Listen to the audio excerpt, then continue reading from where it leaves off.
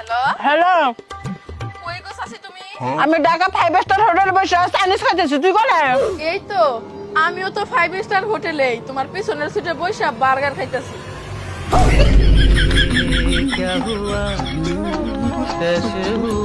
তাড়াতাড়ি ক তোর শেষ ইচ্ছা কি? আমার ইচ্ছা আপনি পূর্ণ করতে পারবেন না, ওর থেকে আমার মেরে ফেলান। আবার মুখে মুখে তর্ক করে শেষবারের মতো জিগাইতেছি কথা শেষ ইচ্ছা কি? বললাম তো আপনিও পারবেন না, আপনার বাপেও পারবেন না আমার ইচ্ছা পূর্ণ করতে। আমার বাপ তুই কথা কইলি কি আমার ইচ্ছা যে পূরণ করতে পারবো না? তুই কস দি না পারি তোর ছেড়ে দেবো যা। পারলে আমার ফসা বানাই দেন। এ পায়েল, আমার বেগে তো 1000 টাকা তুই চুরি করছস। অসম্ভব মা, তোমার টাকার খবর আমি জানি না। তোমার কি আমার চুন্নি মনে হয়? যাও তো এখান থেকে।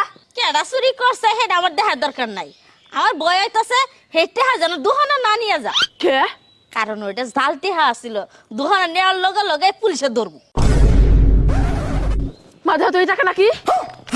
আমি জানতাম টেহারা তুই চুরি করছস।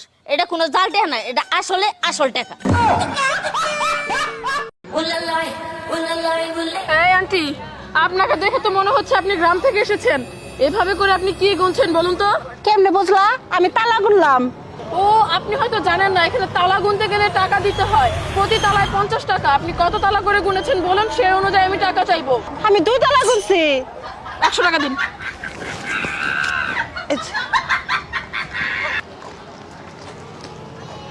কাকি তুমি এবার কি টিয়া দিলা? আরে ওই বিড়ে মনে করছে আমি গ্রাম থেকে আইছি দে, আমি বোধায় আসলে তো আমার জিজ্ঞেস করছে কয় তালা গুনছে, আমি কই 2 তালা গুনছি। 2 তালা তো গুনছি 6 তালা। আমি বিড়ে ঠকাই দিছি।